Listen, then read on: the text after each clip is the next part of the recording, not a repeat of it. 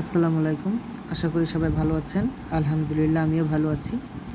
তো আপনারা জানেন যে আমার মুরগির বাচ্চার সর্দি আর কাশি হয়েছিল।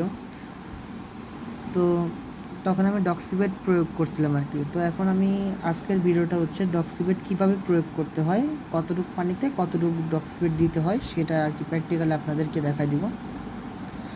তো তার জন্য প্রথমে আমি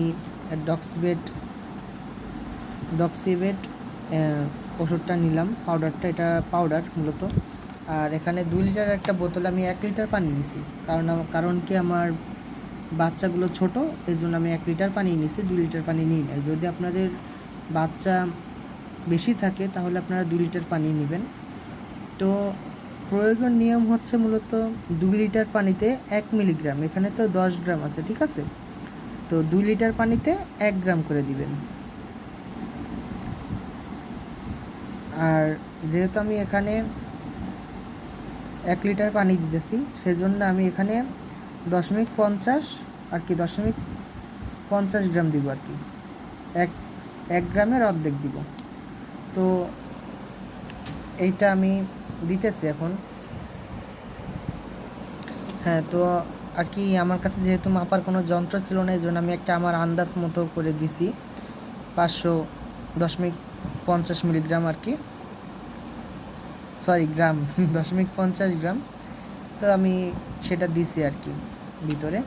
তো এখন এই বোতলটা লাগায়া শেক করবো, মানে ঝাঁকাবো, যেন ভিতরের ওষুধটা আর কি পুরোপুরিভাবে গলে যায়। তো এক হাত দিয়ে যেহেতু আমি ভিডিও করতেছি একটু কষ্ট হইতেছে, আপনারা আন্দাজ অনুযায়ী আর কি ঝাঁকাবেন, যে কতক্ষণ ঝাঁকাইলে আপনার জিনিসটা আর কি গলে যায়। তো আমি খুব ভালোভাবে আর কি ঝাঁকাইছি, ঝাঁকায় ওষুধটা পুরোপুরি আর কি পানির সাথে মিশিয়ে দিছি। তারপর আমি এটা সরবরাহ করব আমার এই লিটারের মাধ্যমে, মানে এই পানির পাত্রের মাধ্যমে। তো আমি যেহেতু ভিডিও করতেছি একটু কষ্টসাধ্য হয়ে যাবে দেওয়া।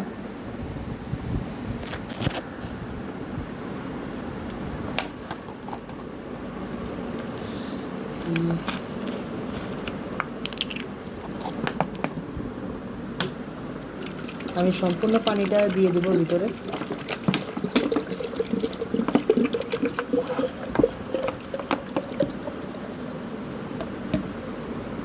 তারপরে আমি এই জিনিসটা উপর দিয়ে আর কি লাগিয়ে দিলাম।